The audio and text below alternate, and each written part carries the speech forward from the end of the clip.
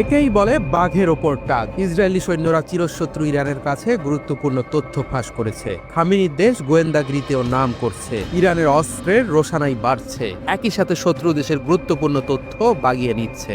Report Times of ইন্ডিয়ার। Iran গুপ্তচর বৃত্তির জন্য আইডিএফেরই 2 সৈন্য নিয়োগ করেছে। ইরানের হয়ে গুপ্তচর বৃত্তি করতে গিয়ে 2 সৈন্য ধরা পড়ায় আইডিএফের জন্য এটি বিব্রতকর পরিস্থিতির সৃষ্টি হয়েছে।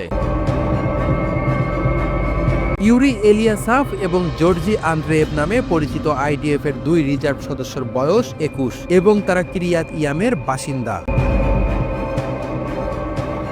তাদের বিরুদ্ধে একজন বিদেশি এজেন্টের সাথে যোগাযোগ করা এবং যুদ্ধের সময় শত্রুকে সহায়তা করার অভিযোগ আনা হয়েছে। সিনবেড এবং পুলিশ এই সপ্তাহের শুরুতে তদন্তের পর তাদের গ্রেপ্তারের ঘোষণা দিয়েছে। 2 জন বোয়াস নামে একজন ইরানি হ্যান্ডেলারের সাথে টাকার বিনিময়ে কাজ করছিলেন বলে অভিযোগ রয়েছে।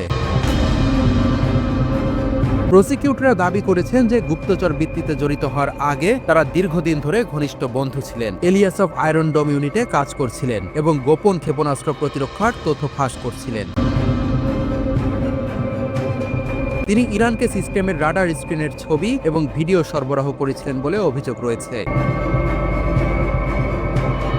তিনি বোয়াসের কাছে $10,000 ক্ষেপণাস্ত্র প্রতিরক্ষা ফুটেজ বিক্রি করার চেষ্টা করছিলেন এবং সংবেদনশীল তথ্য জানানোর জন্য $800 ডাউন পেমেন্ট পেয়েছিলেন। আন্দ্রেয়েভ তার চাকরির সময় বিমান বাহিনীর অপারেশন সদর দপ্তরে কাজ করছিলেন। অভিযোগপত্রে এই 2 জনের বিরুদ্ধে ইরানের সমর্থনে প্রচারণামূলক কার্যক্রম পরিচালনার অভিযোগ আনা হয়েছে। তারা তেল আবিবে ইরানপন্থী গ্রাফিতি স্প্রে করে রং করছিলেন এবং ব্যানার ঝুলিয়েছিলেন, যেখানে ইসলামিক বিপ্লবের পর ইরানের প্রথম সর্বোচ্চ নেতার প্রতি ইঙ্গিত করে স্লোগান লেখা ছিল। ইসরায়েলি কর্তৃপক্ষ এই গুপ্তচর বৃত্তির প্রচেষ্টাকে জাতীয় নিরাপত্তার জন্য গুরুতর হুমকি বলে মনে করে।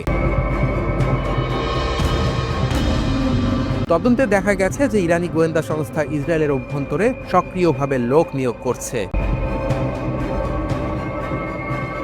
গত অক্টোবরে ইসরায়েলের অভ্যন্তরীণ নিরাপত্তা সংস্থা সিনবেদ জানিয়েছিল ইরানের পক্ষে গুপ্তচর বৃত্তির অভিযোগে 7 জন ইসরায়েলি নাগরিককে আটক করা হয়েছে। এর একদিন আগে হাইফা থেকে আরও 7 জনকে একই অভিযোগে গ্রেপ্তার করা হয়।